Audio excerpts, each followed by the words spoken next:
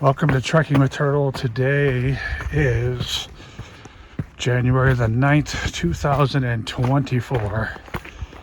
And we're heading out to do the Lost Dutchman Bluff Spring Trail. It's about 9 miles around. You can go clockwise or counterclockwise. I've been on this trail once before, and I am going the counterclockwise version. There's the sign. It comes out over on this one, but we're going up this direction.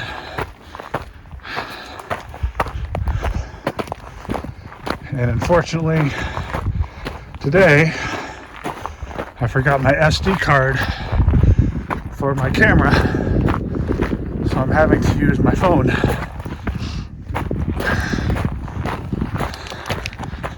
But I have to use the phone sparingly because I don't have a power bank for this phone. However, some of the sights and sounds maybe a little bit different, but trying to make do with what I have.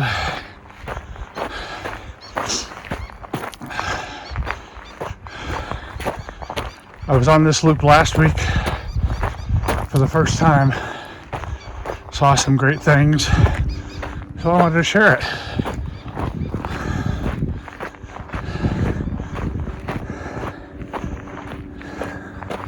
Anyway, we're coming upon a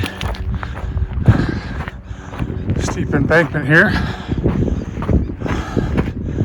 and we'll keep moving forward. Oh, also to mention, it was a frosty 31 degrees this morning in Phoenix, Arizona, and it's a little nipply out here right now. It's probably 45 degrees, but there's not a cloud in the sky. As long as you're in the sunshine, you're gonna keep warm, but make sure you're prepared.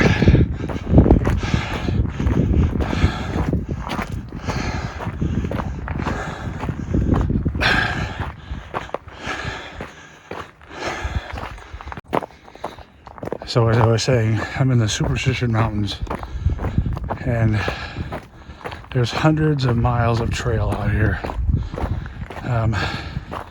Most of the trails, let me back up. I was talking to the park ranger at the trailhead, and he was telling me most of these trails that are out here, you know, you're looking at a couple of day hike. So it's good for like if you're going to go out for a couple of days of backpacking. They say a lot of people will plan it out in the summertime because it's too hot, and then make it a fall trip.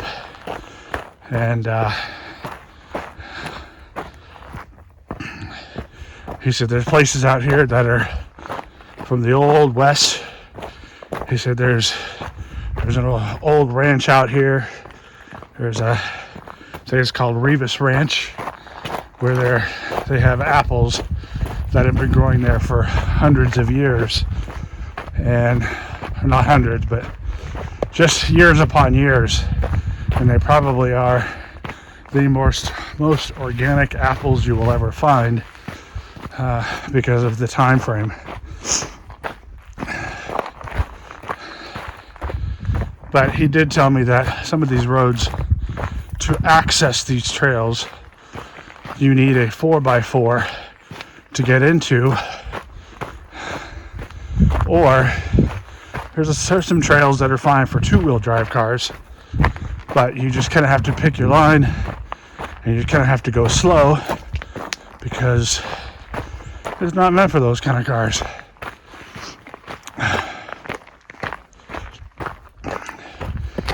Anywho, this first section that I'm on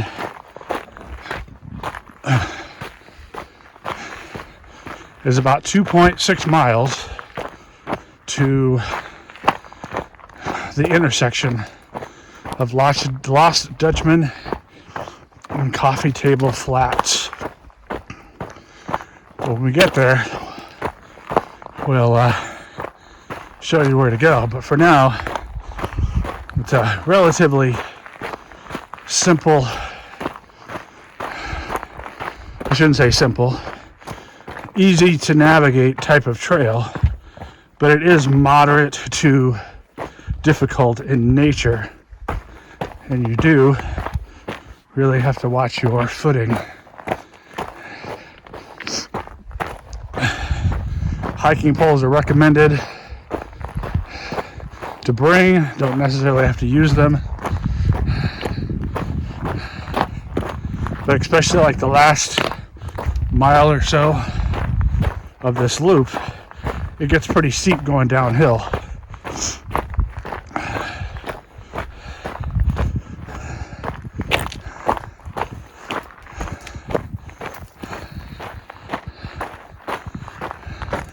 But if you're going to come out here, do a little bit of hiking, make sure you plan ahead.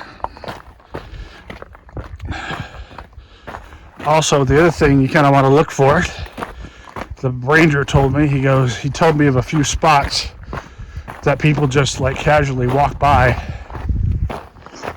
and they're not even aware what they're walking by. He says there's a lot of petroglyphs that are out here that people just walk by. They have no idea where to look. And I know I did another video of the hieroglyphic trail. Well, he and I kind of chuckled about it because he's like, we're not in Egypt. So these are petroglyphs that are out here, not hieroglyphics. But for some reason, it brings people, and they've kept it that way for years and never changed it.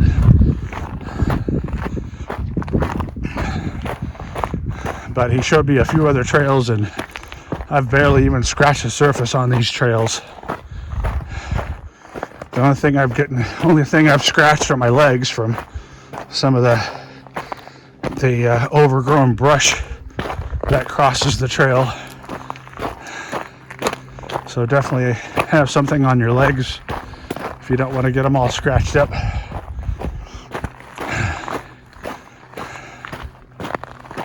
And also don't forget, there are cactus on the trail too.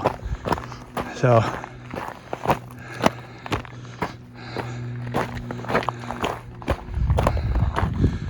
but right now we're not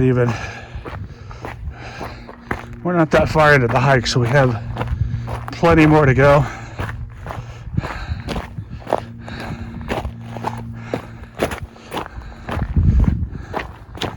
Back to focusing on the trail. When you get a mile and a half in, you get a good view of this rock formation called Miner's Needle over just a little bit north of the Coffee Flats, and that's where the intersection is for Lost Dutchman Trail to the left and Coffee Flats to the right. So from here to there, we have about another mile.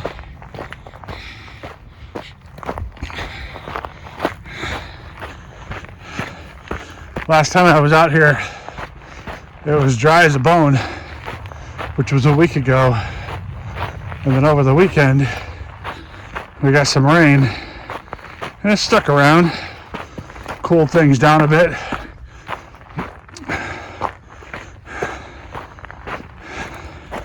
People were breaking out their parkas all over the place. Sounds kind of weird being in Arizona. Usually I think of parkas in snowy states, but the moisture did decide to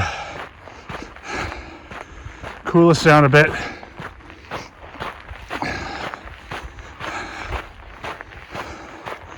As far as I can tell right now on this trail, a couple of things to be mindful of. One, stay on the trail. Two, every once in a while, watch for a Karen, spelled C-A-I-R-N. Not your typical day female individual that we run across. Now there's a Karen right there. I just don't know where that trail goes. There's no sign. There's nothing that tells me where to go. Well, the first time I came across that, I didn't know if that was my turn or not, because I wasn't sure where the exact mark was. So I just decided I was going to move along a little farther, and as soon as I did, went about another mile, I came across the sign. And so there are signs, physical signs, if you know what to look for. There are Karens along the way that will help keep you on the right path, or to kind of let you know there's a trail intersection here. But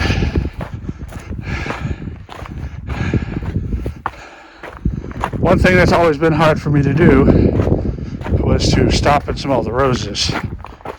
So because I've been on this trail before, I'm not going to do a whole lot of stopping and smelling the roses, but just to kind of take you along so you can make your own judgment if you ever decide to come and go hiking here. But it's very rocky. There's some areas where there's just that. There are other areas that are not as much terrain, which you will see when I get to the top. As I get down a little ways, it will literally just be more dirt type of trails.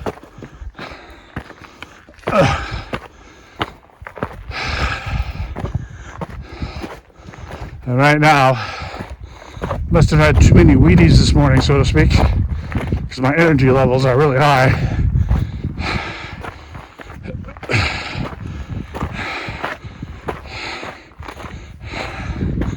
So I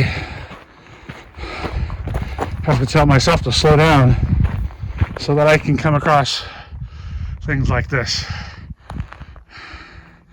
and enjoy it. Alright, so we've made it to Dutchman's Trail. And if we go to the right, we actually hit Coffee Flat Trail, which is trail number 108. If we go up this direction here, we're going to end up on Dutchman's Trail 104. And if you can kind of make out at the top, it's kind of hard to see, but there is a trail up there. It'll become a little bit more apparent once we get closer, but it kind of follows that ridge right into there. So a few switchbacks, and right up the hill, very top of that hill, off to the right is where the summit is. So that's why we're headed. It's hard to make out over there sometimes, but there is a little snow up there. So it does snow down here in certain areas. Alright, so I'm closer to the top. I'm probably about a half a mile away from the top, and this is my view. If I can quote one of the songs from Counting Crows, one of the lyrics goes, "It's one more day up in the canyon." If you know that song, you'll understand, but that's what's stuck in my head right now. So right up there, right smack dab in the middle of the camera, is basically where the top, where the peak is that other trails intersect. And you can kind of barely make it out, but there's some people on the trail right over there that are coming down. Would you look what I found? We got a little bit of snow up here. There we go. Snow in Arizona.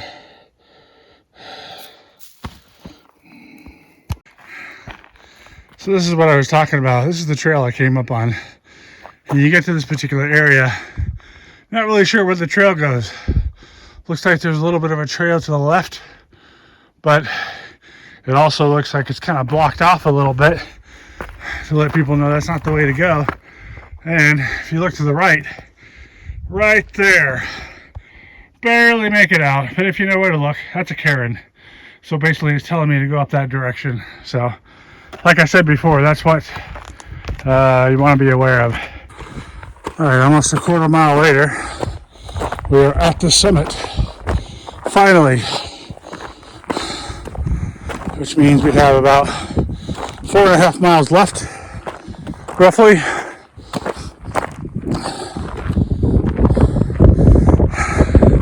So you get to the top and this is what you see. You'll go down into this valley. Now also too, when you get here, there's another intersection here. You can either go Dutchman's, which is where we're headed, or if you have the time and the gear, you can take the Whiskey Springs Trail. And literally there's a springs up there if there's moisture. But we're not going to go that way today. We're just going to head down into there and then make our way back. We'll take a few more clips here. My battery's running low on my phone, so I want to make sure that I have enough in the tank phone wise. Other than that, I'm feeling pretty good right now. Like I said, I'm about 4.25 miles into this. This is my view that I came up from. Once again, looks like right across the way, the shiny spots over there looks like to be maybe some water that they kind of drained off from the snow. But that is what I'm overlooking right now. Maybe one of these days I'll get with a group and go backpacking over there. So coming a little ways off of the summit of the intersection, I call it. A little technical when you're coming down, but as soon as you get down a ways, probably in the vicinity of a half mile downhill, you run into more trails that are more like this. They're easy to hike, not as technical. Yes, there's still some rocks here and there, poop on the trail from wild animals. But it becomes a little easier to trek through here. We're headed down into an area where there's a crossing, and I'm going to show you that there's a trailhead over here off to the right that I believe, let's go see what it is. It's the Bluff Springs Trail to the left, and then the other trail is the Lost Dutchman Trail. So we want to continue on the Bluff Springs Trail.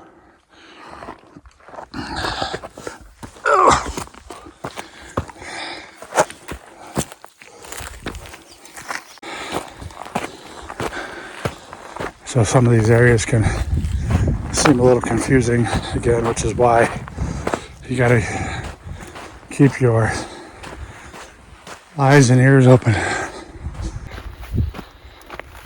When you get down to these areas where there's this wash basin, as I like to call it, if you end up in one without water, sometimes it's hard to tell where the trail leads if you have to cross it. And you just have to stop, look around,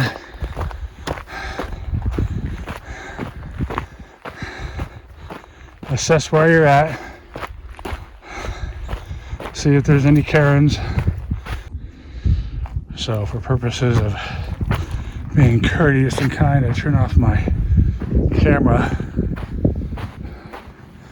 And we are,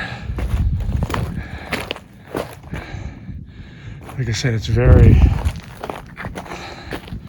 difficult sometimes to know which way to go. And I mean, the trails along here eventually show up, but again, keep your wits about you. That way you're not a search and rescue statistic. So up ahead we have another intersection. I believe this intersection is the Lost Dutchman. No, this is the Bluff Springs Trail, and the for Peralta Trailhead, and then the Terrapin Trail wanders off up that ridge up there. One of these days when I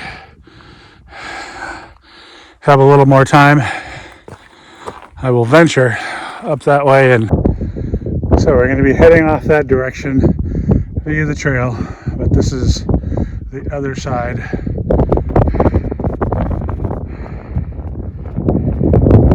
And a view up there of Weaver's Needle, and then where I came from.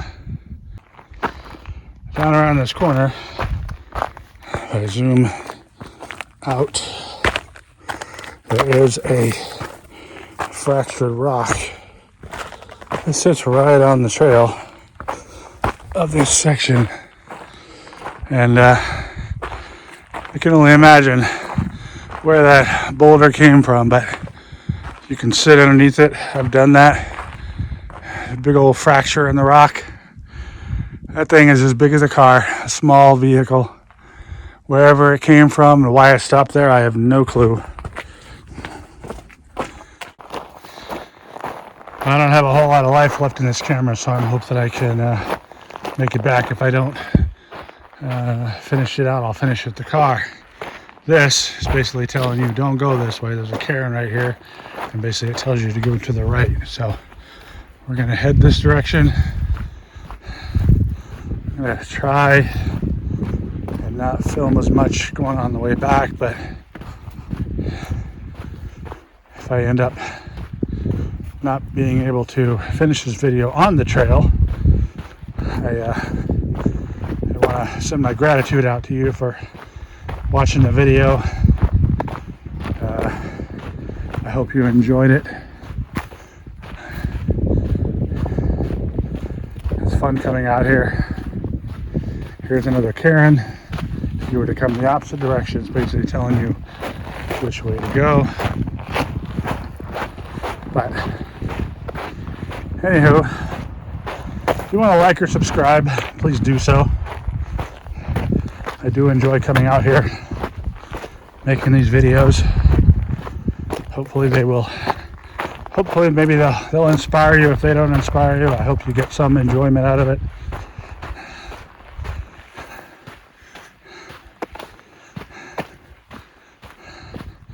But this is where we end up crossing again a major part of the what I call the washway, and there's some cairns down here telling you where to go if you're going the other way, or if you're going clockwise. You know, you want to make sure that you know where you're headed. So look for footprints, or excuse me, shoe prints, unless somebody's out here, you know, carrying on without any shoes on. But look for shoe prints, look for the cairns, look for the trail. You can see there's a cairn up ahead.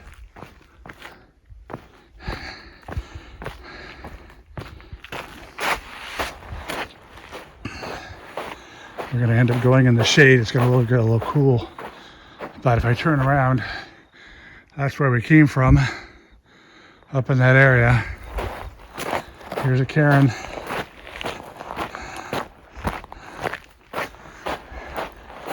Basically leading us to the trailhead, another cairn there. Again, terrain is a little tough at times. All the snow well, moisture I should say, moisture and snow that came down, it's all melted into here. If it wasn't in there, I'd walk right through it.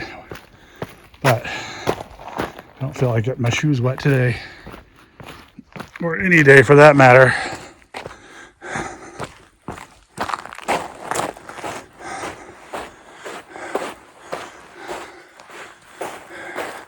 Again, here's where things become a little, things that make you go, a moment. There's a cairn right there.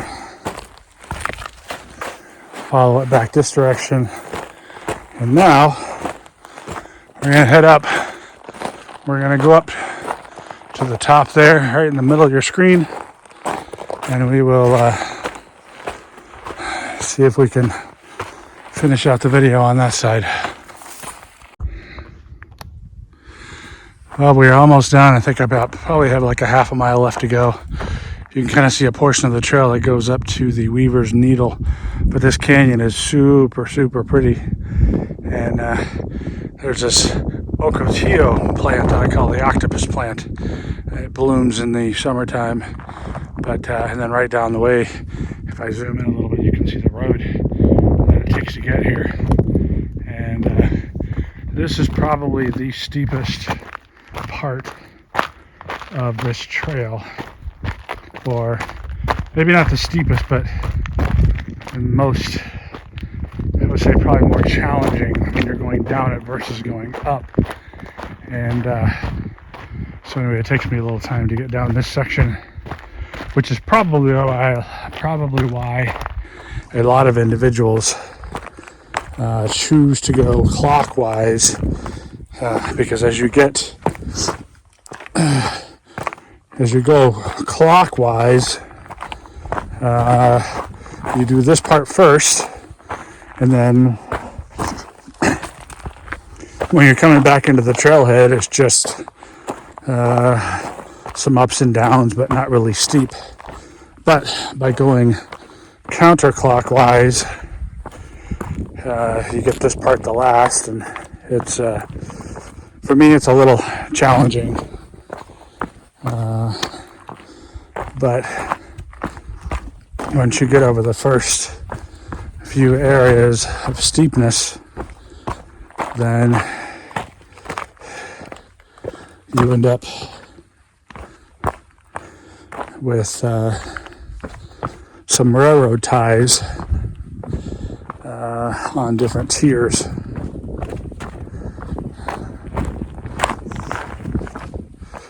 You can kind of see how steep this is, and it's just it's a little scary.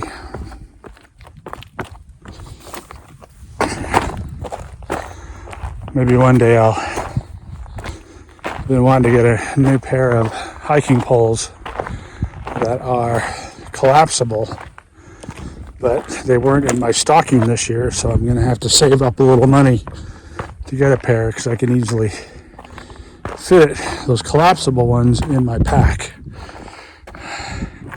And they make a quiver for them, so you can wear it over the shoulder, cross body.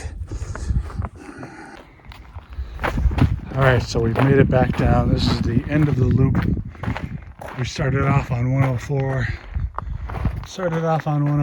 We ended up on 235. And I'm going to try to give you an idea on the trailhead map where we went. So in case you ever decide to come and hike this area, you'll kind of have an idea.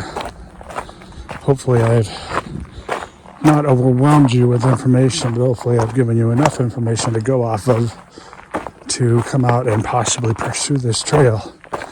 Now again, I remind you, do not well, I shouldn't say don't.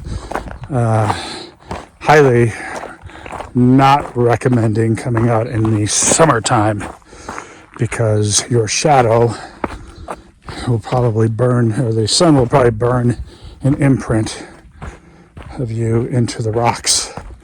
It's that hot out here. And with all these rocks out here, it just absorbs heat and it holds on to it. So we're coming up to the end.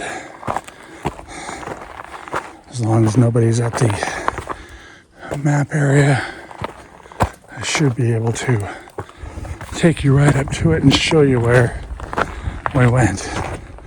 So this area here, this is a sign-in sheet. You want to make sure that you sign in and out.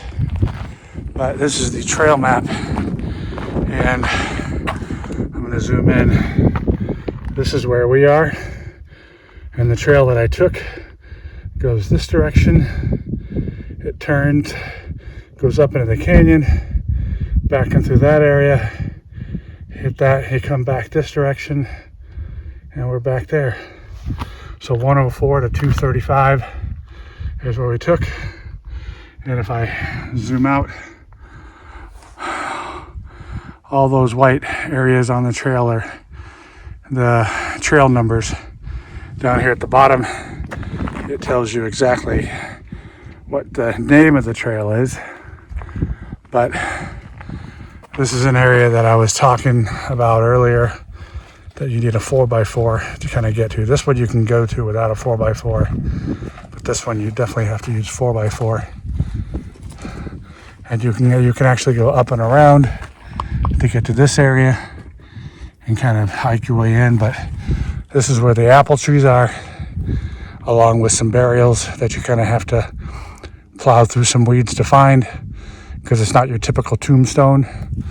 But anyway, that's it for today. Thanks for joining me on Trekking with Turtle. Hopefully you'll come along again, and I can't wait for my next one. So see you on the next trail.